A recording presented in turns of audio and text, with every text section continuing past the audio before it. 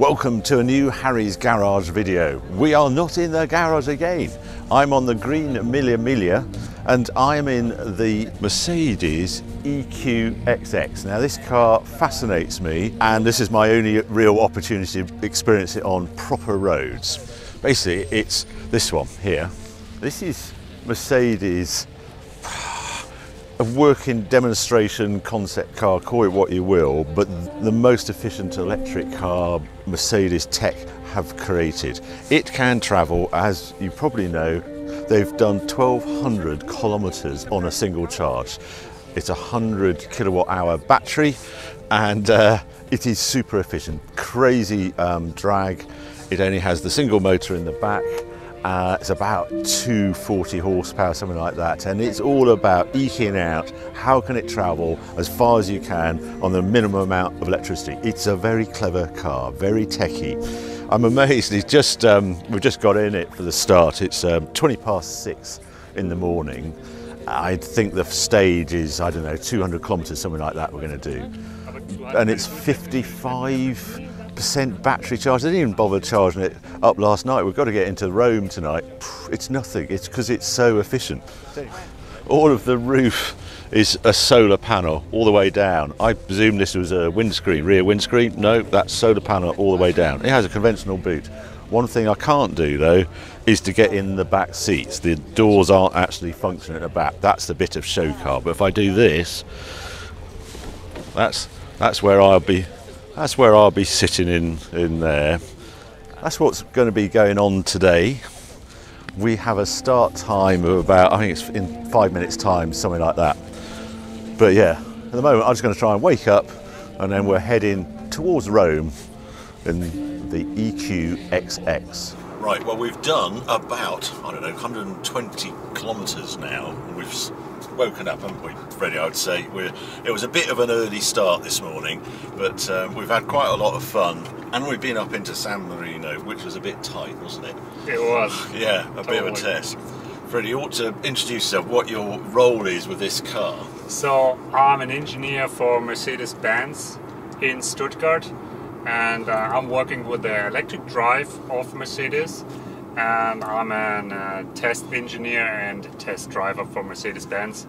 So yeah, you are sitting in the most efficient Mercedes built yet. Wow, yeah, and it's full of tech. It's great to be in because I've got all this stuff, all the questions I sort of ask. I've got this incredible dash readout, and it's drive efficiency, consumption prediction, speed and stuff. One shot when I got in it was 55% battery. You didn't actually bother charging it overnight, did you? We're going all the way down to Rome, and it's, I don't know. It's weird being in this car because it feels conventional, sporty. It's quite firm riding. It's not hard riding, but it just feels more dynamic than I was expecting this sort of concept-y electric car to feel. It is. We have glass fiber springs in here for the suspension. We have a direct steering. We are sitting low in the car. The weight is low. So. And we've had an escort from police, Italian police, who wanted to get a move on. He was late for something. It's just been mad up in the hill. The consumption isn't great. I ought to say there'll be bleeps, all sorts of things going on. There's radio connection with the engineers in the back. There's mobile phone seems to interfere with some system on it. There you go. So I'm afraid you're going to have to bear with us with all those sort of noises. But yeah, takeaways initially. One, more dynamic. Yeah, it's got they put that horn on specially for Mille Miglia to make it feel a bit more like the vintage cars, wasn't it? This hasn't really been the best route to do the ultimate figures because you drove this car to Silverstone, didn't you? Yeah, the first record drive was actually to Cassis, 1,008 kilometers. So I drove the first leg of this record drive from Stuttgart, to Cassis. I handed over after the Gotthard tunnel to a colleague, and then we did a second record drive, 1,202 kilometers, and I drove from the UK border to Silverstone to the racetrack, and then I handed over to Nick de Vries. Yes. And we did some first efficient laps, and after that, the time was over. We did some racing on You went a bit mad. Yeah, we have really to. cool. Yeah, destroyed the consumption figures. And that range is from it's a 100 kilowatt hour battery in this, isn't it? Yeah, nearly 100 kilowatt hour battery. Weighs 495 kilogram, and the whole car weighs 1,755 kilogram. Tell us in rough terms how much lighter this battery is to today's battery. It is roughly 200 kilograms, more than 200 kilograms lighter than a production battery right now.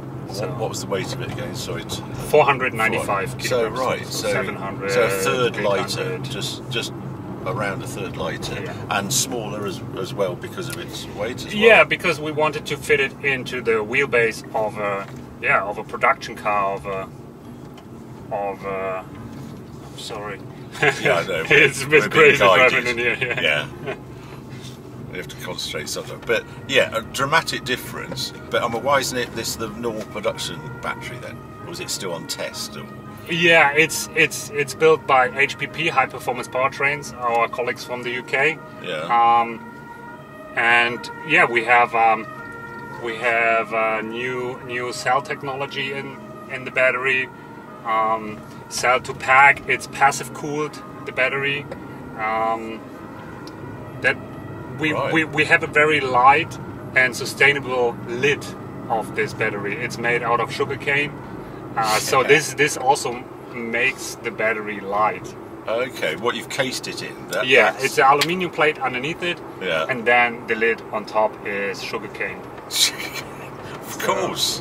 Mercedes engineer using sugarcane. Who would have thought? You wouldn't have predicted that one. Sustainable material. Yeah. Also the interior, you are sitting on cactus leather and mushroom leather. Yeah. So, which I never knew existed.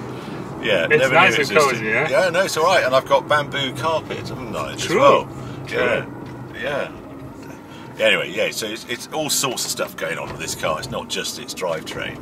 But what I quite like about it is, it's got this amazing range, up to 700, 800 mile range. I'm looking at the consumption prediction at the moment, and it's at 5 kilowatts for 100 kilometres. Looking at most cars I look at, when I look at that figure, it was 1920 kilowatt hours for 100 kilometres, and we're right down. I think yesterday said it on the stage it did about 9, didn't it? 8? 7.7 we did. And yeah, to Cassis, for example, to give you some numbers, the average speed was 87 kilometers per hour, and the consumption was 8.7. So, to get an idea, and Silverstone we did 83 kilometers per hour, and the consumption was 8.3. So you can 8.3 kilowatt hours for 100 kilometers. I'll have to I'll translate that into miles per kilowatt hour on the screen now. We've got a police escort, and our police escort has got a bit further ahead, and we'll be alright. You see, 180 kilowatt on the rear axle, 244 horsepower. It gets a move on, doesn't it? It's remarkable how it does. But I suppose it's lightweight, isn't it? It's and the incredible torque. Oof. Single gear as well, is it on here? Yes. He went round to the right here. Sorry, gear. we find our escort. There he is. Sideways. Little sideways. Well, you have this sort of special tyres. You were telling me there was 8 tyres. These are the tyres on this. We think it's the most expensive car in the Mille Miglia. Probably. It's many millions, this car, isn't it? And it's just the one. And the other bit I quite like about it, I looked at how many kilometres it's done. We're on 18,000 something, aren't we? Yeah, we are. And we calculated at first for 3,000. So these one record drive, and then we did a second record drive, and a bit of testing before the first record drive. So now it has 18,000 kilometers, and Mille Miglia, we are doing some more miles on that. It'll be 20,000 kilometers time it gets back, won't it? I suppose. Yeah. Something like that. What about F1 battery technology, any crossover? Is that a similar sort of battery technology? They're inverter, not the battery. For sure, the cells came from a supplier, but the welding and the build-up from the battery were done by HPP, High Performance Powertrains in the UK. Okay. And the inverter is also used for the Formula 1 cars and Project 1. Oh, in Project 1 as well? Yeah. Oh, okay.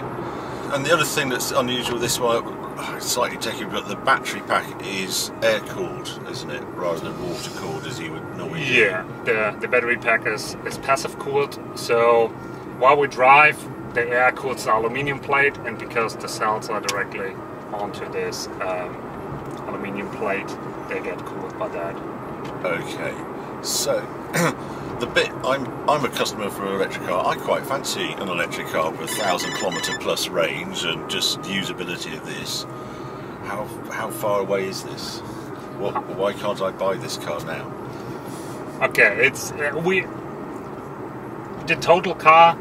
I think we are not putting into production, I would say, yet, but bits out of this car. The whole technology program, we used 22 months to build this, or it was just built up in 22 months. So all these technology, what we used, software in the loop. We had a mule car where we put the battery and the full electric drivetrain into an EQB and tested it before we had the chassis of the EQXX. Yeah. So all these technology we used, we are now putting into serial car production. This fast progress and the electric drive motor. You will see in the future of Mercedes also pillar to pillar. We have a mega cast in the back. The way of constructing the car, got down mass. Bionic mesh. The mega cast. So this will come more and more into production, and it is already. For example, in an EQS, the seatbelt holder is already bionic mesh. Okay. Well, what's got me about it, having spent a few hours in it, it's a multitude of things to get the efficiency. It's not just one thing. But I'm really fascinated on the drive efficiency of the motor. You're saying this is around 95% efficient, and currently an electric car is around 85. Something like this, between 80 and 90 something ish. Yeah. But that's in the motor, isn't it? Mainly in the motor, or no? It's wiring, motor, temperature. We are with that one. It's really at the peak point. We are just losing 5% from the wheel to the cell, or from the cell to the wheel while we drive or recuperate. So it's very efficient and. Yeah, and you're actually not trying to electrify a car that was actually designed to be an internal combustion engine car. You started again. It's the drag coefficient. If you're trying to electrify a giant, great SUV, it's a bit trickier, isn't it? You just can't get the efficiency. So maybe there'll be a change in design. That's the long-term thought about it, I suppose. It's 60%. Of the whole efficiency of this car is done by aerodynamic. Is it as much as that? So in the best mode, that means diffuser out and shutters closed, we have 0.17 drag coefficiency. Some have already, serial production cars have already 0.2. Oh, have they? Yeah. Okay. So it's still it's a good figure. You have a very low. So if that's 60%, where's the other 40%? Then it's because of drivetrain, because of 12-volt consumption, and all that. It all comes. The 12-volt in this is coming from the solar panels. Yes, on the roof, the 12-volt comes from the solar panel. Just check, the sun's come out, how much energy we're getting from the solar panels. 350 watts at the moment, 320, 330. I did see a flash up of 400 watts at one point, but it's amazing how it varies, and cloud, etc. So what's all that power going to? That's just Just the 12 volt. Just 12 So volts. we are powering the 12 volt consumption in that car here. Yeah. We are not using the high voltage to power the 12 volt Okay. ECUs. So yeah. And quite a lot of it was this dash, actually, wasn't it? The dash. Yeah, you can turn it off. And I can go in a very efficient mode with that dash. Everything that is black now is not consuming any energy. Right, so you've just got a speed readout now. Yeah, Energy, and that's it. everything that the driver needs is there, but Yeah, other than that, I'm not. it's blacked out. No, I'm a geek. I want all my numbers back, please. The sun's shining, so that's all right. Okay, here you go. It's coming up slowly. There it is. It's got a fader on it. Yeah, and then I can go to this and I can see what we're doing. Still, 1.3. The one that shocks me, all the readouts, 1.3, 1.1 kilowatts for the air conditioning. Didn't realise it was that much. Yeah, we are outside. We are having what? 25 degrees now, Yeah. and we want to be cool here. So Is heated seats No. a lot? You haven't got we it don't yet. have No. we don't have heated seats. Yeah, but Yeah. the heated seats would be just 12 volt. Yes. Oh, would they? Yeah, they are Okay. not high voltage. So how do you heat this car then in the winter if you drive this In the winter, through the heat of the oil that is from the electric motor, the heat goes into the front of the car on the Yeah. cooling plate, and then also with the heat pump. We have a heat pump here. Yeah, and you've got proper regen. I thought you're braking quite hard into corners, No. and you've got it full on special engineer spec Yeah. regen on this. Yeah, we have D minus, so that's the highest recuperation we can do here. Yeah, We can drive that car with one pedal drive until we stop. So that means I can really stop with that car with a one pedal drive. yeah. Oh, amazing. See? Yeah. Okay, oh, we're going. you can't do it. up. But to Up. illustrate it, Yeah. don't do this at home. But you're saying in the wet on a test track, Spain. If you go too fast into the corner and all of a sudden, lift the pedal and then go into the high recuperation, you could lose the back of the car. It's been So- proven it's possible, hasn't it? It has. So we were sweating a lot on some of the test tracks. Yes. So this is just when you test the car, this can happen. Yeah. It's just one of a car. Yeah. Just one of a Oh, kind. because it's an engineer car. Yeah, you go into the limits. I asked Yeah. Julian about it. I said, why don't you have front-wheel drive? And he said, oh, packaging. You'd actually lose because of the volume of the car you'd have to have at the front. You get more regen because you've got more weight at the braking and you do more braking on the front wheels. But the big disadvantage, so you're actually better with the motor in the back and rear drive, and reduce the amount of regen. We're getting lots of people clapping. We're here. Here we are. Anyway, there you go. More geekiness on electric car engineering. Yeah, you're saying that's a real big factor when It is wind's in the right actually. direction. When you have wind, it tells you where the wind comes from, and when the wind is from the back, it pushes you, so you can drive faster. When you have headwind, it tells you also, okay, slow down. You're using too much energy for the distance. Right. That's not probably something for production, but it's just fascinating when you're just trying to understand the actual engineering of these sort of cars, how critical that sort of stuff is. All of these factors tell you how to drive efficient. It is not that you also have to think about it. It tells you what I'm, for example, here, what I'm using the energy for, where I'm gaining energy. So there you are. 8 kilowatts is the headwind. 3 kilowatts for this is rolling. what I'm using, and this is where I'm gaining from. Lots of fascinating facts. We're going to head off out here, and I think we're going to do a charge. I think at some point. Well, and you I can can probably get to Rome on that, but you don't want to charge in Rome. You thought it might. It's because it's a bit tricky to do on the outside. But what is your range at the moment with 37% battery? Can you flick it over? I'll ask these tricky questions to see what it says. And we've had a look through, and there isn't actually a range prediction on this car, amazingly. But yeah, you've just worked it out. So we're on 97, we've probably done 200 some kilometres so far, and we're on 29% battery remaining. It was 300 kilometres we just worked it out at. It could eke it out to 400 kilometres quite easily, and that's with 29% of battery remaining. And it just spooks you. I mean, it's completely different to a normal electric car. So like, there's a police car just going back, going to lead us off, I think. But that is, for me, using an electric car, to have 30% range left and actually 300-400 kilometres left, amazing. And we've all got to turn it wrong. Yeah, as we were talking on the radio. Yeah, good job that police car turned up, otherwise we would have missed a turn. Right, yeah, turn right there, Freddie. Yeah, you did that. Yeah, you got that. And then this roundabout we go straight across.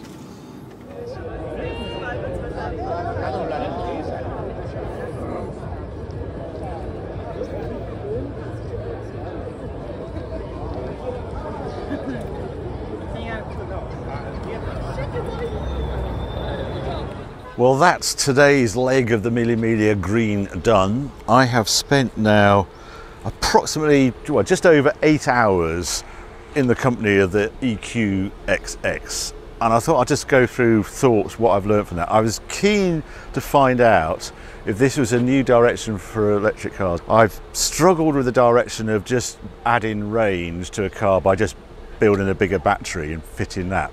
Doesn't see the way forward, and I was intrigued with this car because it's using a different solution, and I've learnt a lot from Freddie, just what the engineers are working on beyond just making a bigger battery, and I find it absolutely fascinating. There's lots of takeaways from this. One, when he explained that, oh, we've got 30% battery left, and that actually it translates into 350 kilometre range left in the battery, that for me is just madness. Game changing. You don't actually need a 1200 kilometre range, but 29% of battery capacity left means I'm looking for a charger, but you wouldn't be if you had that sort of range. So I do think we do want range, but we want a proper range. This is mad range. So how have they achieved it? Another big takeaway with this car I've learnt is how important aero is to an electric car. So much of the benefits of this car turn out to be aero. 60% of the savings on its range are purely from the shape of it, the 0.17 drag coefficient. Hadn't thought about that. He was saying that the current testing regime over-emphasises the range, as we all know, that the WTP range, you never match it. And he's saying, well, that's also because it's sort of low speed, when we actually use our cars at higher speed on dual carriageways, on motorways, and range disappears.